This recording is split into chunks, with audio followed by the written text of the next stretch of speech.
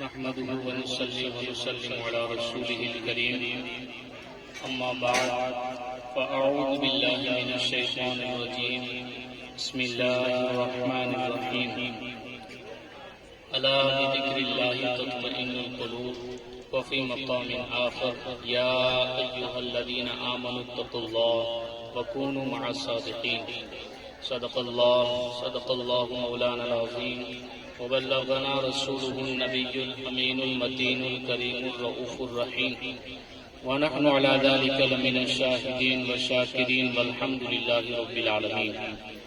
آئیے آغاز گفتگو سے قبل نہایت ادب و احترام کے ساتھ ہمارے اور آپ کے آقا مولا ساری کائنات کے مرکز عقیدت حضور احمد مجتبی محمد مصطفیٰ صلی اللہ تعالی علیہ وآلہ وسلم کی بارگاہ مقدسہ میں جس طریقے سے میں پڑھاؤں آپ پڑھنے کی کوشش کریں۔ الصلاۃ والسلام علیک یا رسول اللہ، الصلاۃ والسلام علیک یا حبیب اللہ، الصلاۃ والسلام علیک یا نور اللہ صلی اللہ تعالی علیہ وسلم۔ اللہ رب العزت کا بے پناہ فضل و احسان کہ اس نے ہمیں ذکر مصطفیٰ صلی اللہ تعالی علیہ وآلہ وسلم کی محفل میں شرکت کی سعادت عطا فرمائی۔ بالخصوص میں مبارکباد پیش کروں گا ہمارے عبدالرزاق بھائی کو، جنہوں نے اپنے بیٹے کی شادی کے مبارک موقع پر الحمدللہ ذکر مصطفیٰ صلی اللہ تعالی علیہ وآلہ وسلم کی محفل کا انعقاد فرمایا۔ اللہ رب العزت ان محنتوں کو قبول فرمائے اور اس کام کو قبول فرمائے۔ بالخصوص میں ایک بات یہاں عرض کرنا چاہتا ہوں، ہمارے عبدالرزاق بھائی کو جب میں دیکھتا ہوں تو الحمدللہ آنکھیں ٹھنڈی ہو جاتی ہیں۔ ان کی زندگی کے اندر ایک بہترین انقلاب پیدا ہوا ہے۔ اللہ انہیں قائم رکھے، صراط مستقیم کا مسافر بنا کر رکھے۔ اب یہاں اکثر و بیشتر ہمارے معاشرے کے اندر ایک رویہ چل پڑا ہے، میں اس کا ازالہ کرنا چاہتا ہوں۔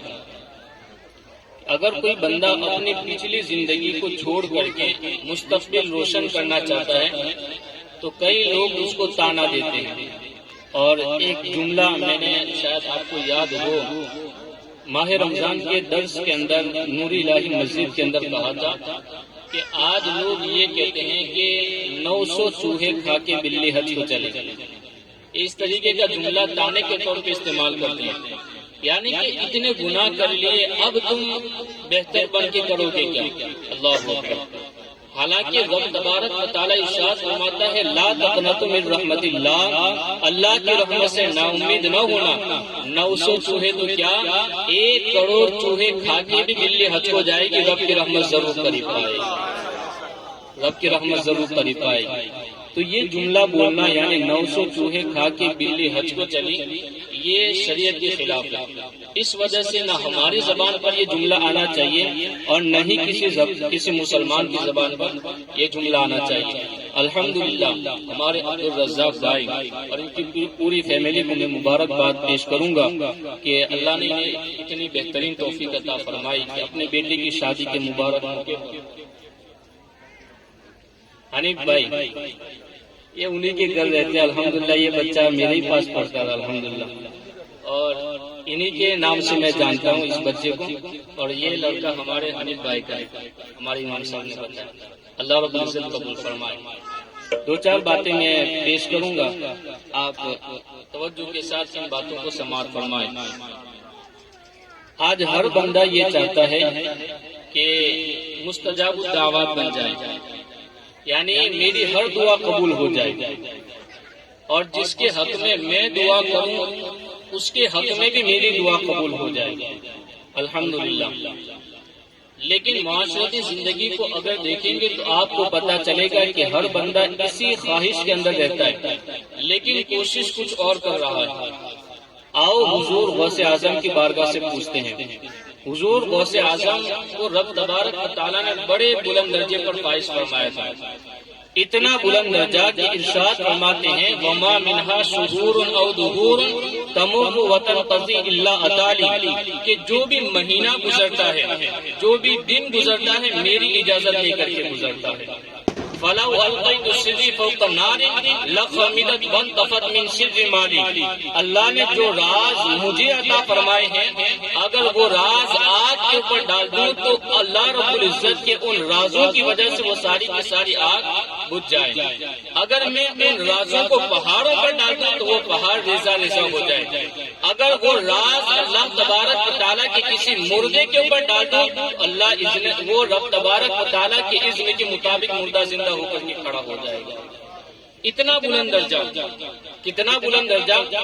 خود ارشاد فرماتے ہیں کہ اللہ رب العزت نے مجھے مقام قطبیت کبریٰ پر فائز فرمایا ہے، اور قطبیت کبریٰ بہت بڑا مقام ہوتا ہے، اور یہ مقام صرف امام حسن کی اولاد میں سے چند بزرگوں کو ملا ہوا ہے۔ ان میں سے ایک بزرگ حضرت سیدنا غوث اعظم رضی اللہ تعالیٰ عنہ، الحمدللہ۔ اب ان کی جب محفل ہوتی تھی حضور غوث اعظم کی، تو حضور غوث اعظم کی محفل کے اندر 400 علماء کرام، بڑے بڑے علماء کرام قلم اور دوات لے کر کے بیٹھا کرتے تھے۔ کیوں؟ اس وجہ سے کہ ان کی زبان مبارک سے کوئی جملہ نکلے گا اور ہم حضور غوث اعظم کے جملوں کو اپنے نوٹ کے اندر نوٹ کر لیا کریں گے، اپنی کاپیوں کے اندر نوٹ کر لیا کریں گے۔ تو اتنے بڑے اللہ تبارک و تعالیٰ کے ولی اور اتنے بڑے مقام کا فائز، الحمدللہ ہم ان کے ماننے والے ہیں۔ وہ جب بھی کوئی دعا کرتے تھے رب تبارک و تعالیٰ ان کی دعاؤں کو رد نہیں فرماتا تھا، قبول فرما لیتا تھا۔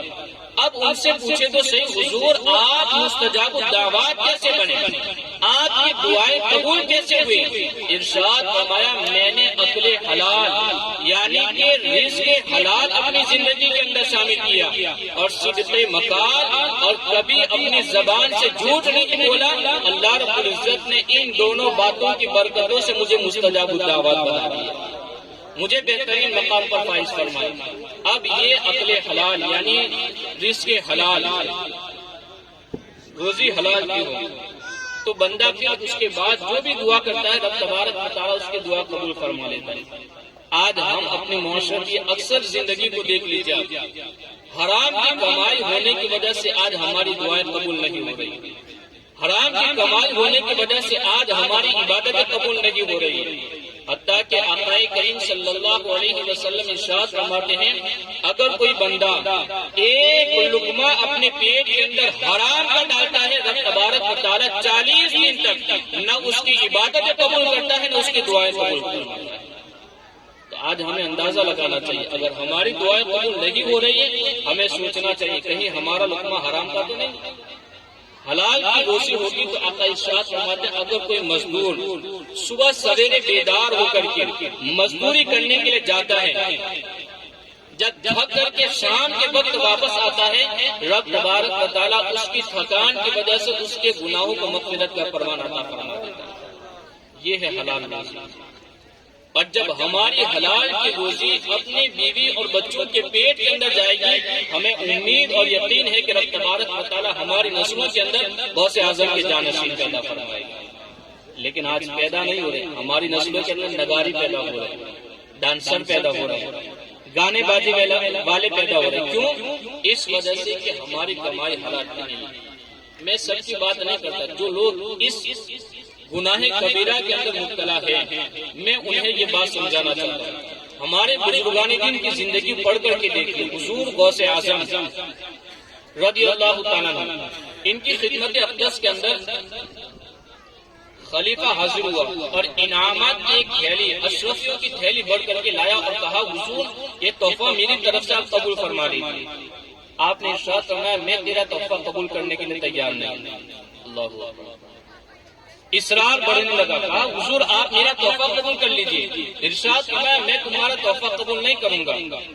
جب اصرار بڑھنے لگا تو ارشاد فرمایا لاؤ تھیلی میرے ہاتھ میں۔ اس کے بعد جب حضور غوث اعظم نے تھیلی اپنے ہاتھ میں لی تو جس طریقے سے ہم کپڑے نچوڑتے ہیں اس طریقے سے حضور غوث اعظم نے اس تھیلی کو نچوڑا۔ جب اس تھیلی کو نچوڑا تو اس تھیلی کے اندر سے لال رنگ کا خون جاری ہو گیا۔ ارشاد فرمایا ظالم تو مظلوموں کے پیسے ظلم کے طور پہ ہڑپ کر کے تو مجھے انعام کے طور پہ دینے کے لیے آیا ہے، تحفے کے طور پہ دینے کے لیے آیا ہے۔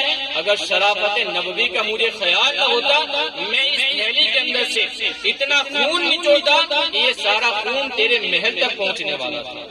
اللہ اکبر. تو آپ اندازہ لگائیں آج لوگ میں یہ بات اس وجہ سے پیش کر رہا ہوں کہ آج لوگ یہ کہتے ہیں مولانا صاحب حلال کی کمائی حرام کی کمائی اس کے اوپر گندگی کہاں نظر آتی ہے. حرام کی کمائی نوٹ ویسی ہوتی ہے جیسی حلال والے کے پاس ہوتی ہے, یعنی اس پر بظاہر گندگی کہاں لگی ہوتی ہے جو حرام ہو جائے. حضور غوث اعظم نے پریکٹیکل طور پہ بتا دیا اس کے اندر گندگی ضرور ہوتی ہے. اگر وہی گندگی ہمارے پیٹ کے اندر جائے گی تو اس پیٹ کے اندر جو بھی گوشت کا لوتھڑا بنے گا اس کے اندر جو بھی اس کا عضو بنے گا جہنم کا ایندھن بننے والا ہے. اس وجہ سے ہمارے بزرگان دین کی سیرت ہمارے سامنے موجود ہے. حضرت رابعہ بصریہ رضی اللہ تعالیٰ عنہا بڑی بہترین ولیہ گزری, دریا پر مصلی بچھا کر نماز پڑھنے والی بندی, ایک بہترین ولیہ. حضرت امام حسن بصری ارشاد فرماتے ہیں کہ میں نے ایک مرتبہ بکری کا گوشت اس کا شوربہ بنا کر کے حضرت رابعہ بصریہ کی خدمت میں پیش کیا, اور خدمت میں پیش کرنے کے بعد میں نے کہا یہ آپ اس کو تناول فرمائیے.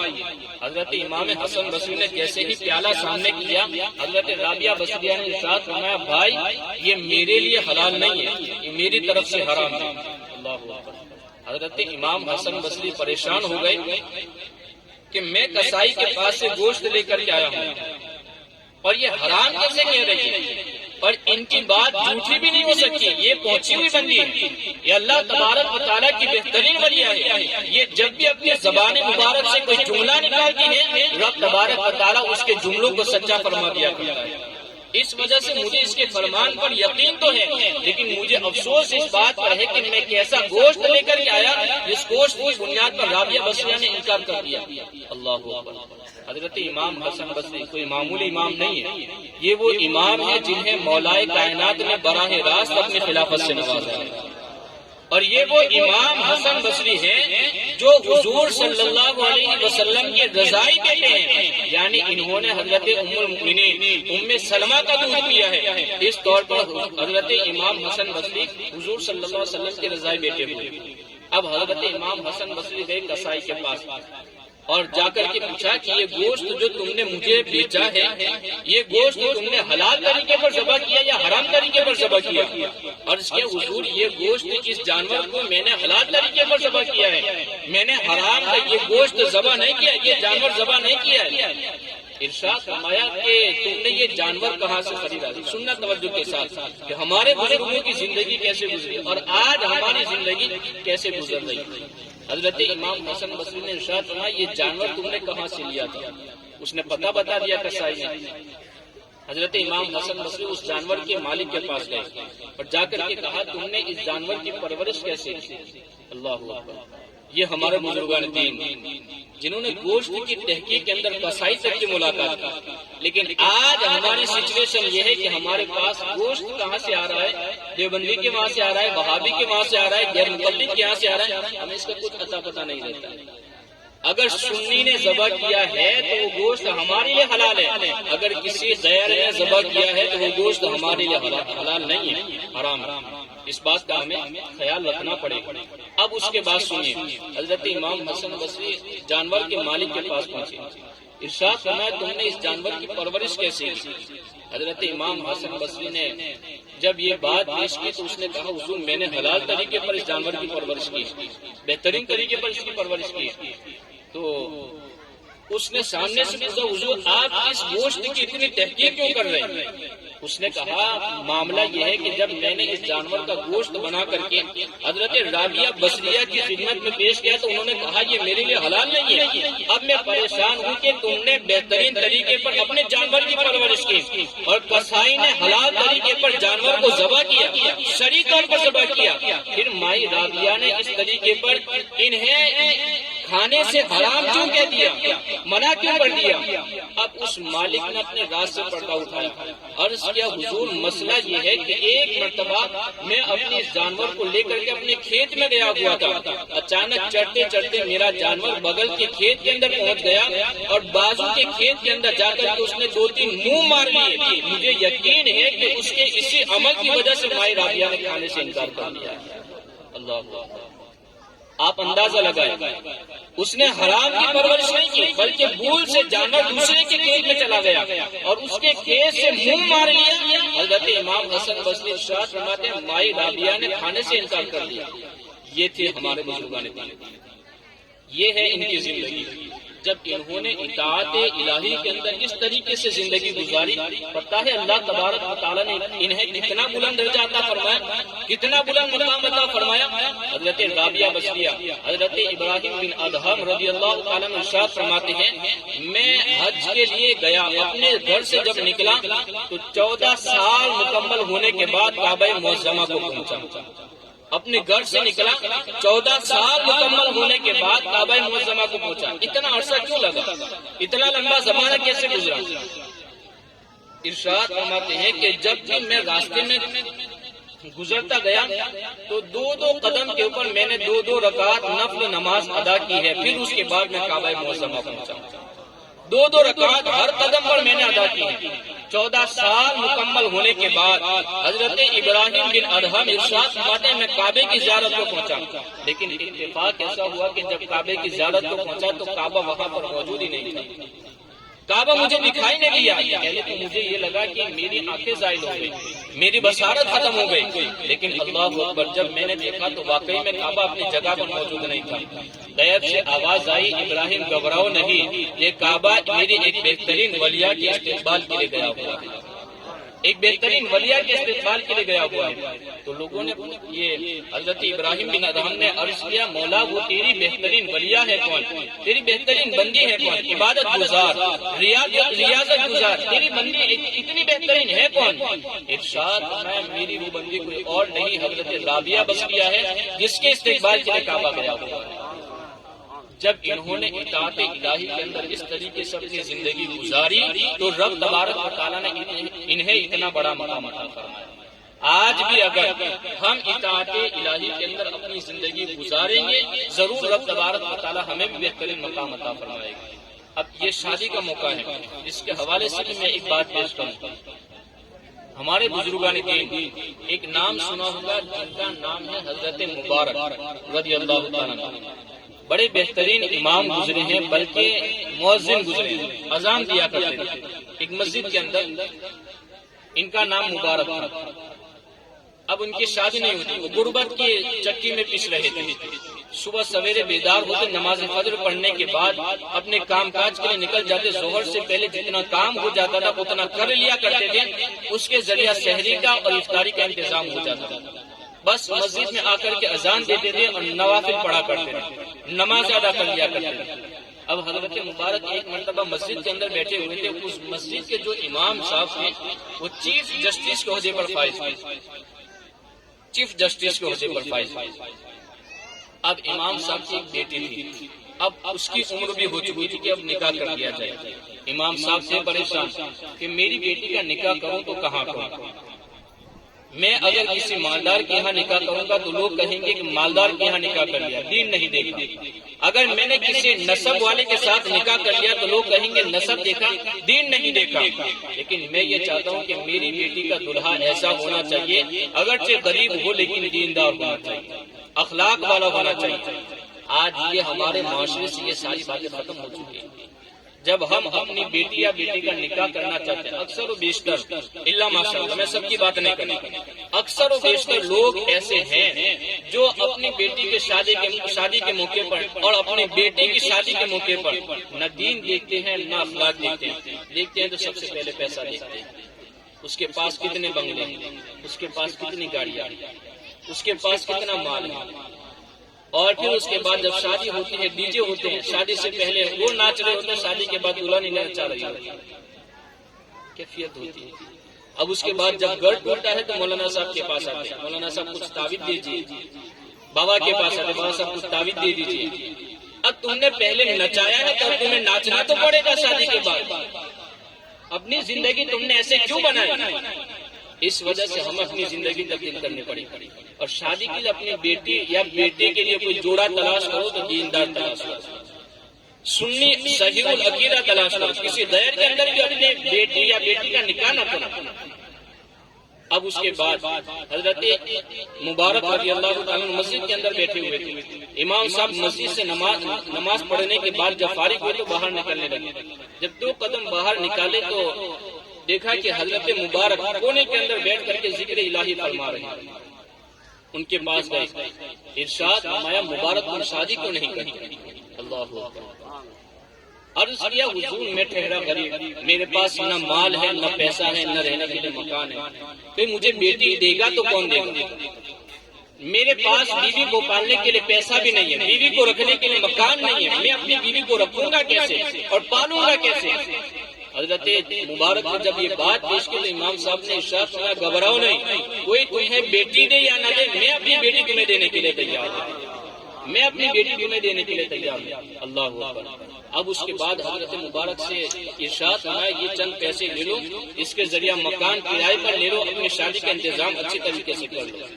دیکھو یہ ہمارے بزرگان دین ہوا کرتے, چیف جسٹس کے عہدے پر فائز ہونے کے باوجود یہ نہیں سوچا کہ میری بیٹی کا دلہا کوئی مالدار ہونا چاہیے, کسی بڑے گھرانے کا ہونا چاہیے, نہیں, بلکہ وہ تھے امام اور وقت کے امام تھے. انہوں نے سوچا تو یہی سوچا کہ میری بیٹی کا دلہا دیندار ہونا چاہیے, اگرچہ غریب دلہا دیندار ہونا چاہیے. اب اس کے بعد حضرت مبارک نے پیسے لیے, گھر کا انتظام ہو گیا, شادی کے لیے بہترین انتظام ہو گیا, نکاح ہو گیا, وداعی ہو گئی. اب اس کے بعد جب شب زفاف منانے کے وقت آیا تو شب زفاف کے موقع پر ہمارے یہاں بہترین انتظام ہوتے ہیں. یہ بہترین وصل کی رات ہوتی ہے, یہ دلہا اور دلہن کے لیے بہترین مبارک گھڑیاں ہوتی ہیں. لیکن حضرت مبارک جب ان کا نکاح ہوا بہترین امام کی بیٹی کے ساتھ, جب شب زفاف آئی تو انہوں نے وصل کی رات نہیں گزاری بلکہ آرام سے سوئے رہے. اور پھر صبح فجر کی نماز کے لیے اٹھے تو وہ امام صاحب بھی کتنے پہنچے ہوئے بزرگ تھے جو اس وقت کے بزرگان دین کی زندگی کو پڑھیے, چہرے کو دیکھ کر کے راتوں کی داستان پڑھ گیا. یہ ہمارے بزرگان دین ہوا کرتے.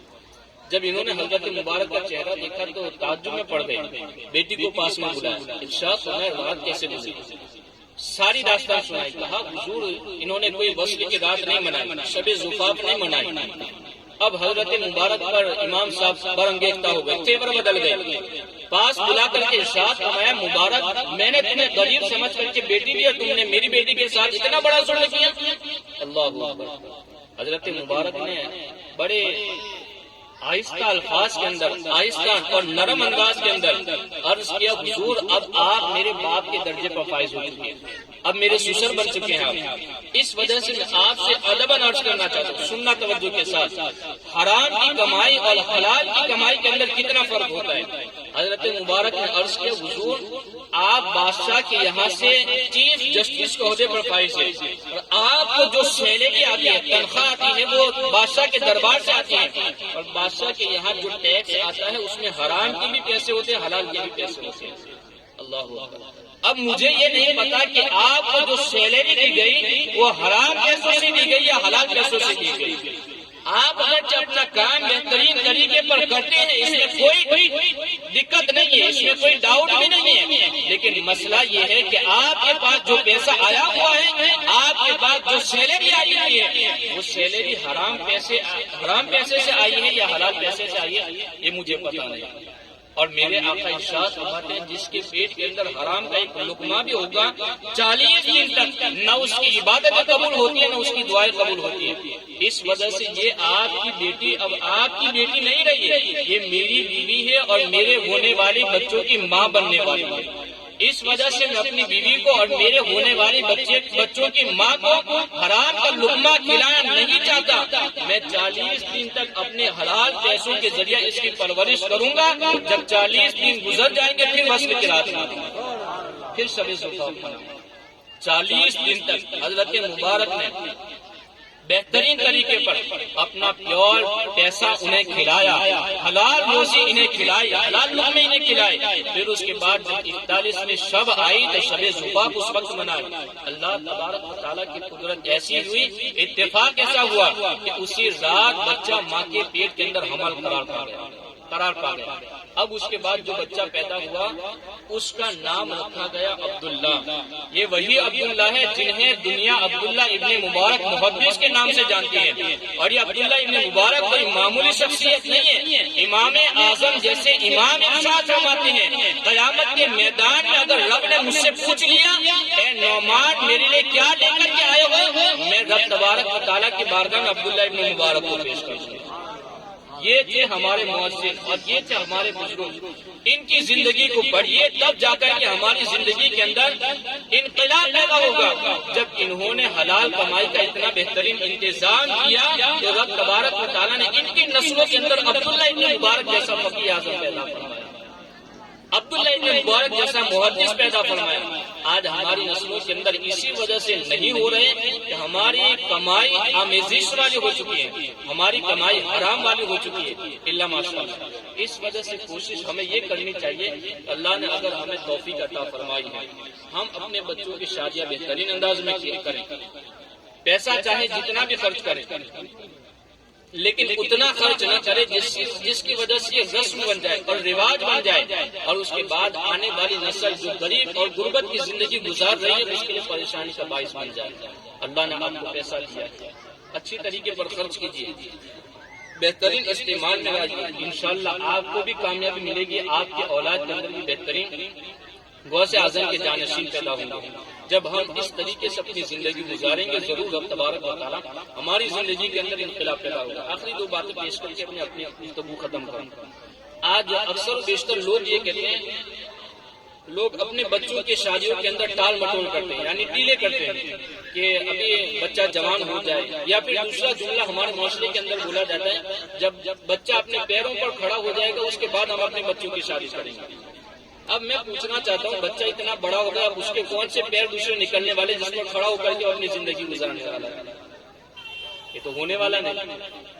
آقا ارشاد فرماتے ہیں اگر بچہ بڑا ہو گیا ہے، بالغ ہو گیا ہے اور شادی کے لائق ہو گیا ہے، ذمہ داری والدین پر آتی ہے کہ اس کی شادی کرے. اگر شادی نہیں کی اور بچہ بہک گیا، زنا جیسی بدترین بیماری کے اندر اگر مبتلا ہو گیا، اس کا گناہ اور اس کا وبال اس کے والدین پر آنے والا ہے، اس کے والدین پر آنے والا ہے. اور دوسری بات لوگ یہ بھی کہتے ہیں کہ مولانا صاحب ابھی بچے کی شادی کرنی لیکن ہمارے پاس اتنے پیسے نہیں ہیں، ہم غریب ہیں، جب پیسے آ جائیں گے اس کے بعد شادی کریں گے. میں قرآن پڑھ کر کے آپ کو سنا رہا ہوں. اللہ رب العزت قرآن مقدس کے اندر ارشاد فرماتا ہے وَأَنْكِحُوا الْأَيَامَ مِنكُمْ، تم نکاح کرو إِن يَكُونُوا فُقَرَاءَ يُغْنِيهِمُ اللَّهُ مِنْ فَضْلِهِ، اگر تم غریب اور فقیر ہوگے اللہ تمہیں اپنے فضل سے مالدار بنا دے گا، مالدار بنا دے گا. یہ قرآن ہے. قرآن آقا ارشاد فرماتے ہیں اطلبوا الرزق فی النکاح، نکاح کے اندر رزق کو تلاش کرو. نکاح کرو کہ اللہ تمہیں مالدار بنا دے گا، اللہ تمہیں مالدار بنا دے گا. ہو سکتا ہے آپ کے اندر غریبی لکھی ہوئی ہو لیکن آپ کی شریک حیات جو آپ کی زندگی کے اندر آنے والی ہے اس کے رزق کے اندر اللہ نے برکتیں رکھی ہے جس کی وجہ سے اللہ تمہیں مالدار بنا دے گا.